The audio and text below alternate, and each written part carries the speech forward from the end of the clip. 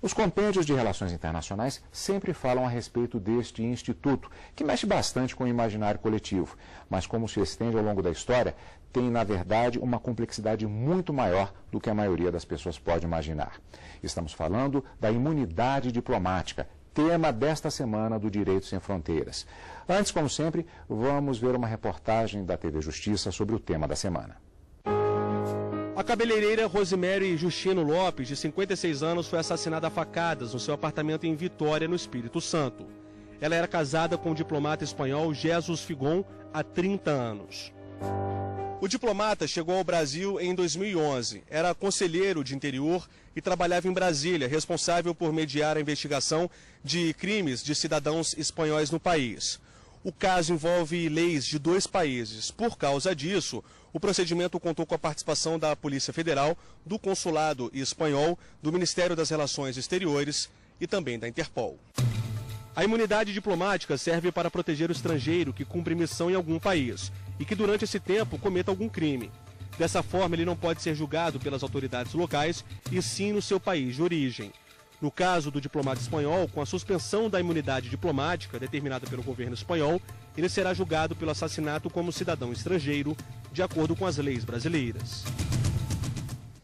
E para nos ajudar no entendimento do tema da semana Imunidade Diplomática, os nossos convidados de hoje. Eu começo apresentando o Dr. Nid Bueno, doutor em Relações Internacionais da Universidade de Brasília e da Universidade de Georgetown. E também Diego Pereira Machado, doutorando em Direito Internacional pela Universidade de Coimbra e com atuação também na Sociedade Brasileira de Direito Internacional, seccional Mato Grosso. Agradeço muito a presença de ambos aqui para o nosso Direito Sem Fronteiras especial desta semana, começando a respeito de uma expressão que foi muito utilizada nesse caso que vimos na reportagem da TV Justiça, quando se falou em suspensão pelo governo espanhol da imunidade diplomática da pessoa em questão envolvida neste caso. O termo suspensão da imunidade a imprensa tem utilizado porque é mais fácil a compreensão. Mas o termo correto seria renúncia à imunidade. Há uma diferença fundamental para entendermos o próprio dispositivo, a própria instituição da imunidade diplomática neste caso. Por que esse termo seria mais correto? A imunidade diplomática, primeiro, para responder esse questionamento, eu acho que a gente tem que compreender um pouquinho o que é bem a imunidade diplomática. Embora a nossa área de trabalho seja relações internacionais e direito internacional, eu gosto muito de um conceito de direito processual civil, de um professor de direito processual civil, em que ele classifica e conceitua a imunidade como o exercício negativo da jurisdição. Em regra, nós temos o princípio da territorialidade, ou seja, todo Estado, e o Brasil não é exceção, aplica sua legislação em relação aos casos que ocorrem aqui, em relação aos crimes. O próprio artigo 5º, caput do Código Penal, é expresso nesse sentido. Só que em algumas pessoas e algumas instituições tem imunidade. Essa imunidade seria um exercício negativo da jurisdição. Ela tem limitações. Só que essa mesma imunidade, ela pode ser excepcionada.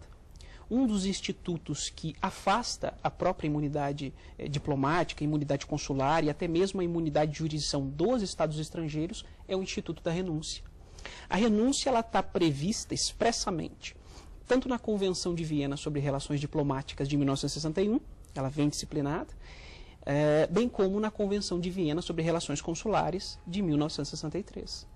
E essa renúncia, embora poucos professores permitam ou aceitem a renúncia por parte do agente, é praticamente pacífico, e as 2 convenções são expressas nesse sentido, a renúncia pode ser somente pelo Estado estrangeiro.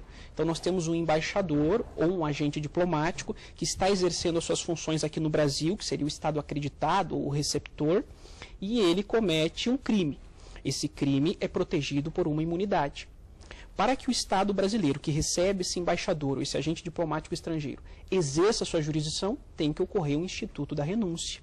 Essa renúncia ela tem que ser expressa e ela somente pode se emanar somente do Estado estrangeiro. Eu gostaria de até de aprofundar um pouco algumas perspectivas em relação à questão da imunidade, porque ela é envolta, a própria expressão imunidade diplomática, ela tem um espaço no próprio imaginário coletivo, inclusive com algumas polêmicas causadas até por situações como essa. Mas antes, eu gostaria de perguntar ao Dr. Nid com relação ao aspecto histórico da imunidade diplomática. Na verdade, ela é um instituto relativamente moderno, mas, no entanto, ela tem raízes históricas muito profundas ao longo do tempo. De fato, a imunidade, tal qual nós a conhecemos hoje, ela tem a sua origem no século XVI, na Itália, particularmente as cidades italianas, onde também temos a origem do Instituto da Diplomacia como um todo. No entanto, se nós recorrermos à Idade Antiga, entre os romanos e os gregos, de onde por parte vem a nossa herança jurídica, os embaixadores romanos eram considerados sagrados.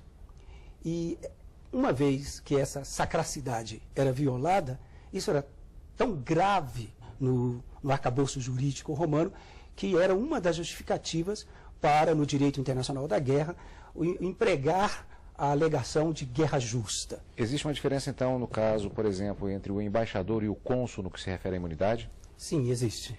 Essa diferença ela é consagrada na legislação na medida em que o embaixador, o representante diplomático, o diplomata, a imunidade estende-se a ele, aos familiares, em qualquer ação ou atitude ou ato, e o protege na prática de qualquer ato ilícito. Enquanto um cônsul, por exemplo, essa proteção, a imunidade, só seria creditada, ou só seria mantida quando no exercício da função, ou de atos relacionados ao exercício da função. Uma situação muito comum também que acompanhamos, inclusive no dia a dia dos noticiários, e até em tempos conturbados principalmente, aquela situação em que há alegação de espionagem, por exemplo. Um diplomata acreditado em um determinado país, ele é acusado, isso recentemente vimos, no envolvimento Venezuela e Estados Unidos, por exemplo. Como se encaixa essa situação? Porque também poderia haver uma visão no sentido de que, sendo ele de um determinado país, que tem determinados interesses e também coleta informações, essa situação ela estaria legitimada, não estaria? Como se dá isso? Qual é o trâmite que existe que muitas vezes leva justamente a que um determinado diplomata seja designado como persona não grata e tenha de sair do país? Essa questão, ela mais uma vez relaciona infelizmente, a imunidade com a impunidade. É claro que o embaixador ou um agente diplomático ele não está autorizado a praticar crime aqui. Tanto há que é um outro instituto importante das duas convenções, que é o instituto, o princípio do primado do direito local. O agente diplomático ele tem a obrigação de acatar as normas locais. Com muita frequência a gente escuta até em debates, até de alunos, que agente diplomático não precisa respeitar a norma de trânsito, agente diplomático tem isenção total. Não é bem assim. Tem que respeitar as normas gerais, locais do Estado receptor, tem que acatar normas de trânsito.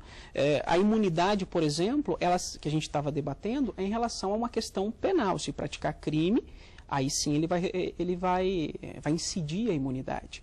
E o procedimento que se adota quando um agente diplomático, há até uma instrução no âmbito do Departamento da Polícia Federal, quando um agente diplomático comete um crime, vamos supor que ele esteja em frente ao Congresso Nacional esfaqueando uma pessoa. Por óbvio, as autoridades locais vão cessar a conduta delitiva, podendo até conduzi-lo à delegacia. O delegado vai estar, aí é que incide a imunidade. O delegado vai estar impossibilitado de indiciar, de lavrar um auto de prisão em flagrante, não vai, por óbvio, gerar um processo penal e uma condenação penal. Só que há normas internas no próprio Itamaraty que, quando ocorrer esse tipo de conduta, o Brasil tem a obrigação de comunicar por meio das vias diplomáticas o Estado acreditante, o Estado estrangeiro, exatamente como o doutor falou, para que haja essa responsabilização. E nesse ponto da espionagem, o interessante é que as convenções, especialmente a de 61, ela tenta estabelecer, ao menos formalmente, uma inviolabilidade absoluta da missão diplomática. Somente ingressa numa missão diplomática com a autorização do chefe da missão diplomática. A convenção expressa nesse sentido. Ela tenta formalmente estabelecer uma inviolabilidade absoluta, que não é possível. Vamos supor que esteja ocorrendo um incêndio, uma catástrofe, o chefe da missão já está passando mal, já faleceu. Teoricamente, as autoridades não poderiam ingressar? Claro que podem. Está ocorrendo um tráfico de drogas dentro da missão diplomática, uma espionagem ilegal, são condutas que têm que ser cessadas. Então, essa inviolabilidade absoluta, formal, que tenta estabelecer a Convenção de 61, muitas vezes, na prática, ela se torna inviável. Há diversos aspectos relacionados a isso. Um deles é o fato de que, se há um consenso entre os países a respeito da imunidade, nem sempre o há em relação aos países que deteriam a possibilidade de usufruir deste instituto internacional. Aí eu faço a pergunta, como é que fica com relação a quando o governo de um determinado país não é reconhecido como tal? Aí temos, acho que vários casos, né, doutor? Acho que a China não é reconhecida por diversos países, a China não reconhece Taiwan como um governo legítimo, o caso dos palestinos também, e por aí vai. Como é que fica nessa situação? Bem, primeiramente é preciso deixar claro que a imunidade diplomática ela é resultante da existência de relações diplomáticas formais entre os dois países. Neste caso, então, se não existem essas relações, se não há o reconhecimento da soberania de um determinado país por outro, logo não existem relações diplomáticas com aquele outro país, já que o Instituto da Diplomacia é um instituto público ligado a governos, estados soberanos. No caso, um dos casos que você citou, o da China, ainda temos um debate que pós-Guerra Fria parece pouco relevante, mas que de fato, ainda que não tenha relevância ideológica, tem importância, às vezes, sobretudo econômica, a questão da China e Taiwan. Taiwan, que se autodenomina de República da China, enquanto nós temos do outro lado a República Popular da China. O Paraguai, nosso vizinho, não reconhece a China comunista, a China popular. E lá, os diplomatas de Taiwan têm imunidade, enquanto os diplomatas da China, chamada comunista, não têm essa mesma imunidade. No Brasil já ocorre o oposto. Taiwan não tem embaixada. Taiwan aqui tem um escritório de representação comercial e cultural. O embaixador, Isaac, que é, pelo seu governo, conhecido e tem toda uma carreira diplomática e embaixador, aqui não é acreditado como tal. E isso tem uma série de consequências. Além de ter que pagar impostos, que a imunidade também envolve isenção inclusive isenção fiscal, e de estar submetido e de não ter imunidade legal, formal, inclusive penal, também a sua titulação como diplomata e como embaixador não é reconhecida pelo país. Que imbróglio, que situação extremamente curiosa. E aí o doutor Tocqueville, inclusive, já citou, aliás, ao longo do programa foram citados, aí vem a minha pergunta, que é sobre os tipos de imunidade. Até agora eu já vi, por exemplo, falamos de imunidade diplomática propriamente dita, mas se estendendo à questão de imunidade processual, imunidade formal, imunidade de jurisdição. Quantas imunidades se subsumem sob esse manto do que chamamos de imunidade diplomática? Depende muito, nós temos diferentes classificações. Dependendo do livro que nós levarmos em consideração, há doutrinadores, primeiro, que partem de uma classificação primária, que é dividir imunidade à jurisdição e imunidade em relação às medidas de execução. Então, nós temos professores como o clássico professor Guido Soares, muito estudado no âmbito das relações internacionais. Ele começa estudando as imunidades, fazendo essa distinção entre imunidade de jurisdição e imunidade em relação às medidas de execução. Tanto é que a renúncia, só retomando um pouquinho o tema da renúncia, a renúncia, quando é feita, a renúncia tem que ser em relação ao processo de conhecimento, e quando feita em relação ao processo de conhecimento, ela não se estende automaticamente ao processo de execução. Tem que ter uma nova denúncia, são duas denúncias apartadas, autônomas. Alguns dos professores classificam como até uma norma imoral, mas é assim aplicada e adotada pela Convenção de 61 e de 63. Nós temos classificações também que levam em conta os bens e as pessoas. Imunidades em relação aos bens da missão, imunidade em relação às pessoas. Nós temos também a classificação, exatamente como foi mencionado por você, imunidade formal. Essa imunidade formal diz respeito ao processo. Por exemplo, um agente diplomático não pode ser conduzido coercitivamente para prestar depoimento como testemunha. Nós temos as imunidades materiais, substanciais, que seria acho que o exemplo principal é a imunidade penal absoluta, que afasta a prática de crimes por parte do agente diplomático. Então, essa classificação ela tem variantes. Ela pode ser classificada levando em conta uma perspectiva geral, inicial, que é a de jurisdição e a de execução, e adentrar em pontos específicos. Essa imunidade material, que nós teríamos como um tipo, a imunidade penal, alguns doutrinadores e professores gostam de chamar de inviolabilidade. A inviolabilidade pessoal, essa inviolabilidade pessoal, ela se desdobra, ela gera uma proteção, uma inviolabilidade em relação à pessoa e uma inviolabilidade em relação à residência do agente diplomático. Então nós temos diferentes perspectivas e diferentes classificações. Uma variação com relação à questão da imunidade que eu perguntaria sobre o ponto de vista das representações diplomáticas. Então, especificamente, por exemplo, algo que acompanhamos muito aqui em Brasília especificamente, sobre a legislação trabalhista.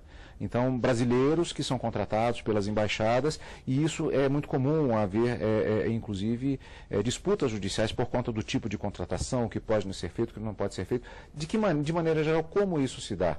Nós temos que fazer uma primeira distinção. Primeiro, levar em conta a imunidade dos Estados. Como o doutor falou, aquele ente público de direito público externo.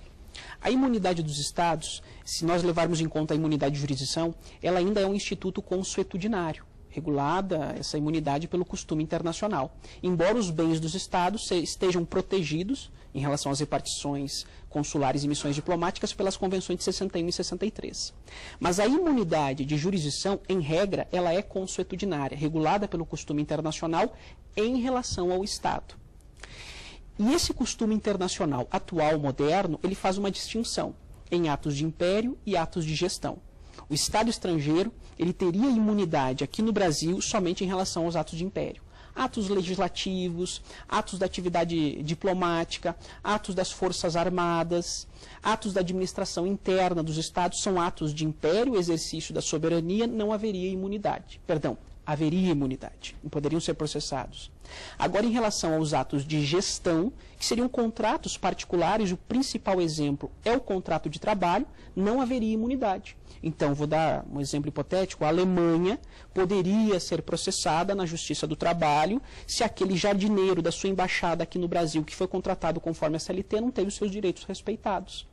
E o interessante é que o Brasil, jurisprudencialmente, começou a adotar a imunidade relativa, e eu estou falando de imunidade relativa, quando eu faço a distinção entre atos de império e atos de gestão, é uma imunidade relativa, porque em relação aos atos de gestão, não tem imunidade.